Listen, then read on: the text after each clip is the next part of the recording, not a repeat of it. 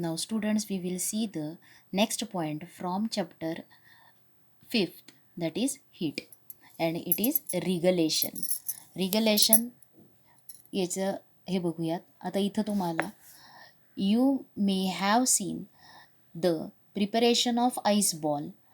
आता ice ball म्हणजे जो तुम्ही बर्फाचा गोळा बघता खातो, तो बर्फाचा गोळा कसा बनवला जातो? तो पहिल्यांदा बर्फ काय केला जातो? श्रेडेड केला जातो. श्रेडेड म्हणजे खिसला जाणार आहे. तो खिसला जाणार आहे आणि नंतर त्याचा खीस जो आहे तो हातात घेऊन त्याच्यामध्ये काय केला जातो?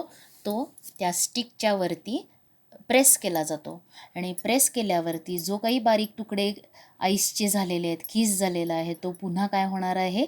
बॉल शेपमध्ये जाणार आहे. एक सॉलिड आईस बॉल त्याच्यापासून तयार होणार आहे. मग म्हणजे तो खिसला जातो आणि खिसल्यानंतर त्याच्यामध्ये काय केली जाते? जी काही स्टिक असणार आहे ती स्टिक त्याच्यामध्ये इन्सर्ट करून त्या आईसवरती एक प्रेशर दिलं जातं आणि त्या प्रेशरमुळं काय होणार आहे? जे काही पार्टिकल्स आहेत, smaller particles of ice, they get stick together and a ice ball is formed. A solid ice ball is formed. जर तुम्ही घरामध्ये आपल्या फ्रीजमधला जो काही 2 बर्फाचे तुकडे घेतले आणि त्यांच्यावरती ते जर एकमेकांवरती जोरात प्रेस केले, तर प्रेस केल्यानंतर जर तुम्ही बघितलं तर ते दोन्ही एकमेकांना आपल्याला स्टिक झालेले दिसतात. मग हे का होतं? तर याचं रिझन काय आहे? तर इथं रिगलेशनमुळं होणार आहे. आता रिगलेशन म्हणजे काय?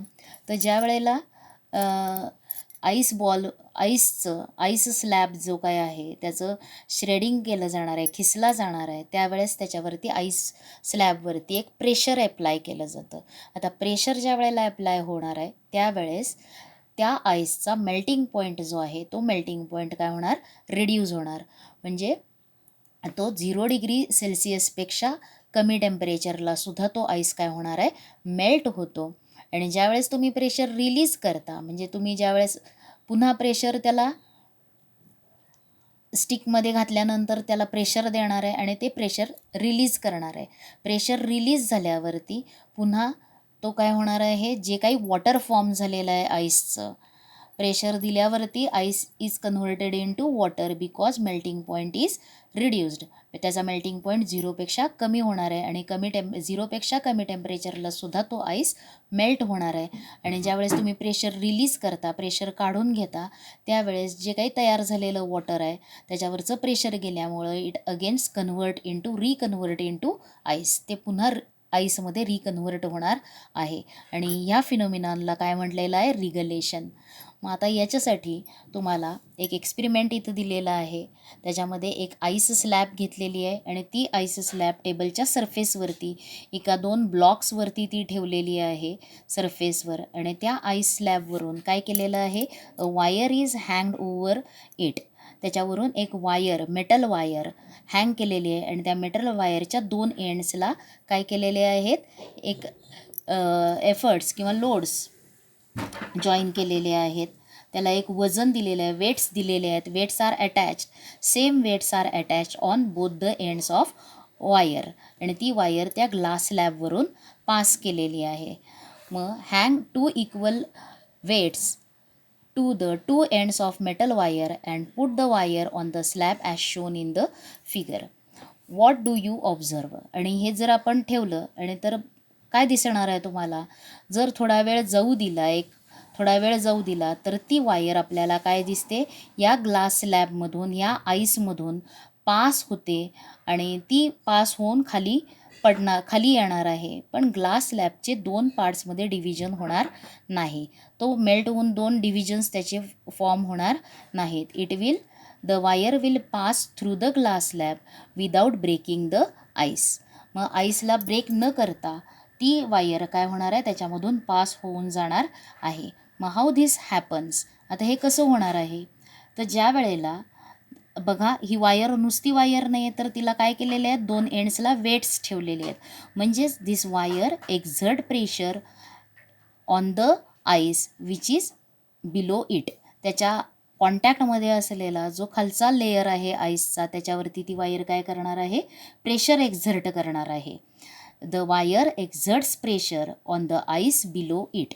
तिच्या खालच्या बाजूला वायरच्या खालती जो काही आईस आहे त्या कॉन्टॅक्टमध्ये असलेल्या आईसवरती प्रेशर एक्झर्ट करणार आहे. आणि प्रेशर एक्झर्ट झाल्यामुळं काय होणार आहे, the melting point of ice below the wire reduces. त्याचा मेल्टिंग पॉईंट काय होणार आहे, कमी होणार आहे. जो काही वायरच्या खालती असलेला आईस जो आहे त्या आईसचा मेल्टिंग पॉईंट लोवर्ड होणार आहे. म्हणजे तो 0पेक्षा कमी टेम्परेचरला सुद्धा काय होणार आहे, ते मेल्ट होणार आहे. Is lowered and some ice is melt.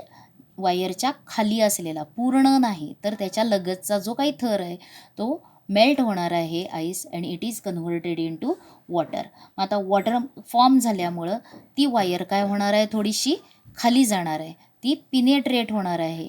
आणि मग काय होणार आहे, जे काही वरती वॉटर आहे, म्हणजे जे काही वॉटर तयार झालेलं होतं त्या वॉटरवरचं काय झालेलं आहे, वायरवरचं वॉटर अबाव द वायर, त्याच्यावरचं प्रेशर काय झालेलं आहे, रिलीज झालं, प्रेशर कमी झालं. म्हणून that water again reconverts in to ice.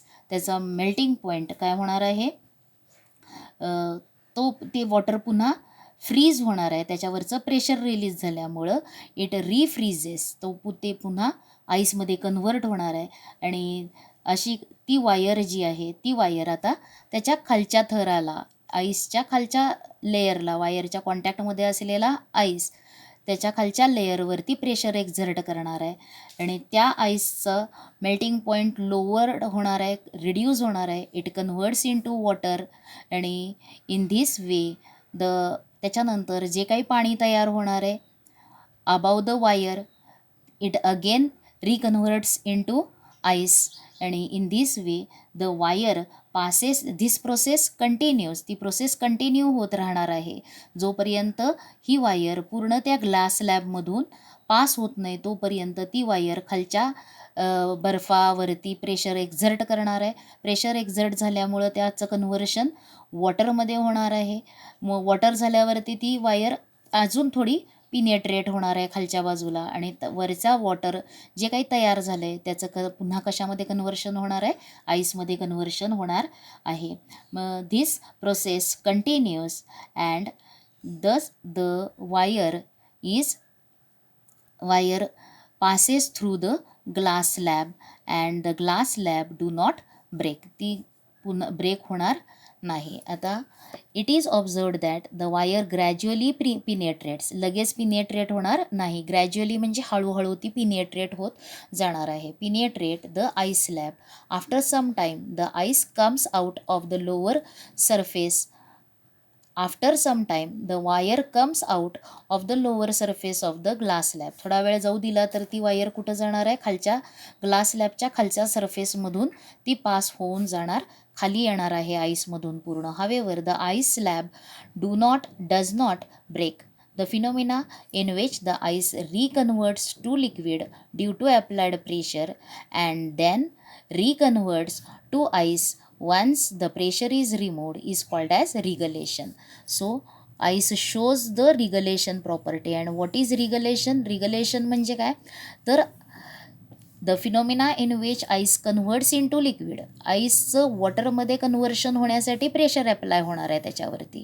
आणि ज्यावेळेस प्रेशर रिमूव्ह होणार आहे त्यावेळेस जे काही वॉटर फॉर्म झालं आहे त्याचं पुन्हा काय होणार आहे, it gets reconvert in to ice once again when the pressure is removed. This is called as regelation. त्याला म्हटलं आहे रिगलेशन. आता याच्यामध्ये the melting of ice becomes lower than 0 degree Celsius. Pressure exert केल्यामुळं जो आईस 0 डिग्री सेल्सिअसला मेल्ट होतो तेच pressure जर त्याच्यावरती एक्झर्ट केला तर तो 0पेक्षा कमी डिग्री सेल्सिअसला काय होणार आहे, मेल्ट होणार आहे. This due to pressure. This means that at 0 degree Celsius the ice get converted in to water. म्हणजेच तिथं 0 डिग्री सेल्सिअसपेक्षा कमी टेम्परेचरला आईसचं कन्व्हर्शन वॉटरमध्ये होणार आहे. आणि ज्या वेळेला ती वायर खाली जाणार आहे त्या वरच्या वॉटरचं टेम्परेचर काय असणार आहे? 0 डिग्री. म्हणून ते तयार झालेलं वॉटर पुन्हा कशामध्ये कन्व्हर्ट होणार आहे? आईसमध्ये कन्व्हर्ट होणार आहे. ॲज सोन as the pressure is removed the melting point is restored. Pressure remove झाल्यावरती जे काही तयार झालेलं पाणी आहे त्याच्यावरचं प्रेशर रिमूव्ह झाल्यावरती पुन्हा त्याचा मेल्टिंग पॉईंट जो आहे तो काय असणार आहे? 0 डिग्री सेल्सिअस. आणि पुन्हा ते वॉटर काय होणार आहे? Gets convert in to ice once again. मग आता याच्यामध्ये इन द अबाव एक्सपेरिमेंट हा क्वेश्चन तुम्हाला पेपरमध्ये ॲक्टिव्हिटी बेस्ड क्वेश्चन्समध्ये विचारला जाऊ शकतो. हा क्वेश्चन असेल. त्याच्यानंतर आता ह्या चॅप्टरमध्ये 2-3 तुम्हाला ग्राफ्स आहेत, डायग्रॅम्स आहेत, त्याच्यावरती ॲक्टिव्हिटी बेस्ड क्वेश्चन्समध्ये विचारला जातो. हा ग्राफ दिला जातो आणि व्हॉट हॅपन्स किंवा explain the graph at graph AB, BC and CD हे विचारलं जातं. मग टेम्परेचर का इन्क्रीज होत नाही, इथंसुद्धा टेम्परेचर का इन्क्रीज होत नाही, असे क्वेश्चन्स तुम्हाला विचारले जातात. तसंच हा हे सुद्धा एक ॲक्टिव्हिटी बेस्ड क्वेश्चन आहे आणि त्याच्यावरती किंवा शॉर्ट नोटमध्ये व्हॉट इज रिगलेशन विचारला जाऊ शकतो. आणि ॲक्टिव्हिटी बेस्ड क्वेश्चन या डायग्रॅमवरती या पॉईंटवरती विचारला जाऊ शकतो. मग आता ह्याच्यामध्ये in the above experiment the wire moves through the ice slab however the ice slab does not break. का होत नाही ब्रेक? तर काय असणार आहे?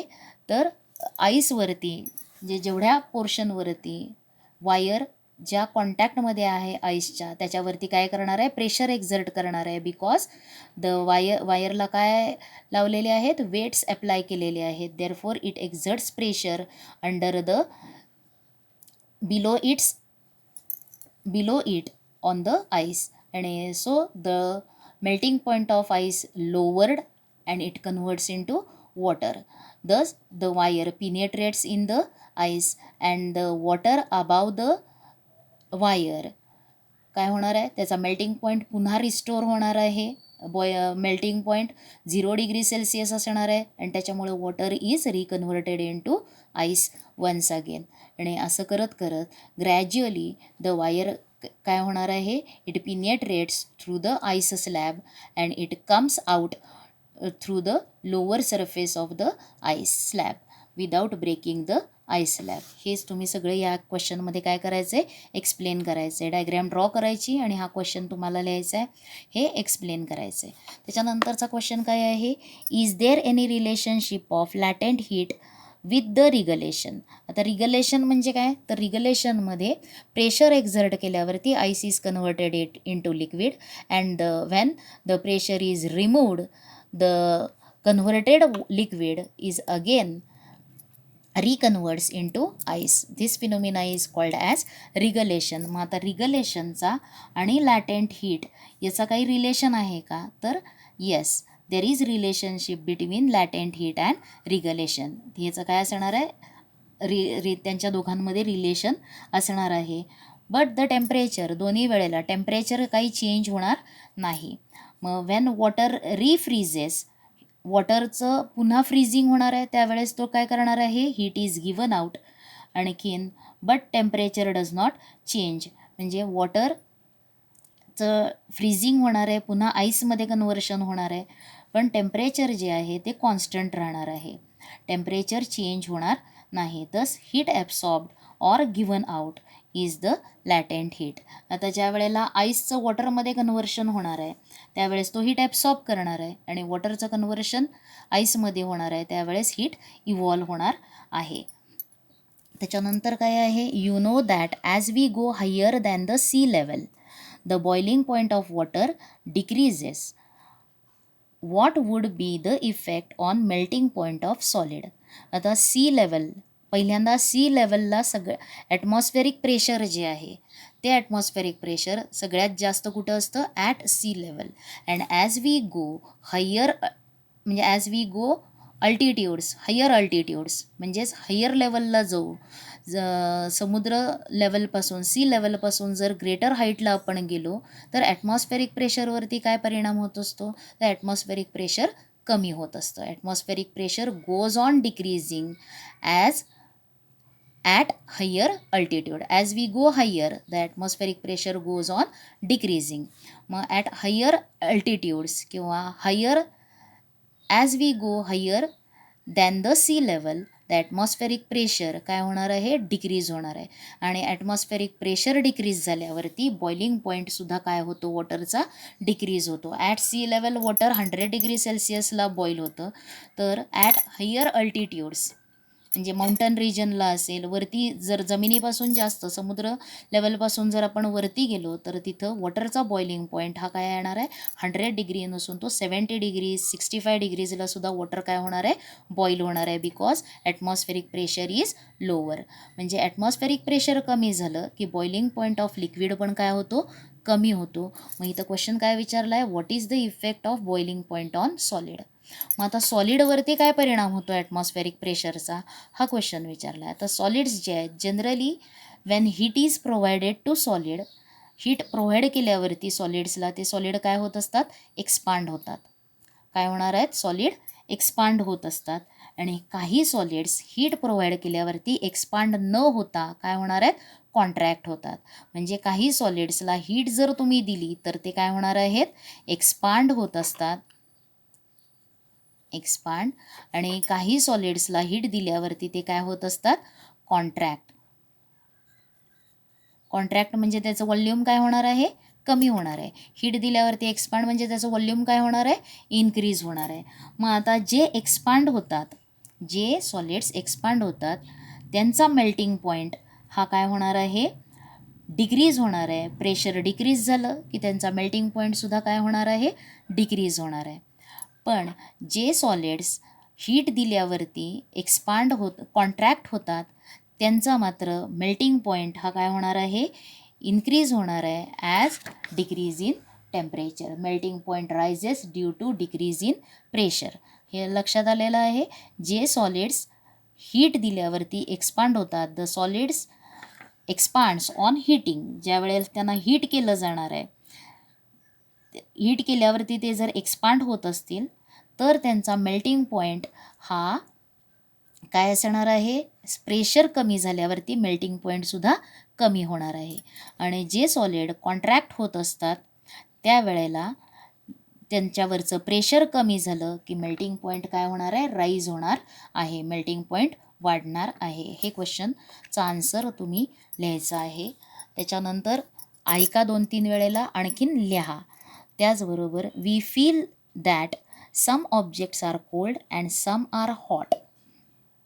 Is this feeling related in some way to our body temperature.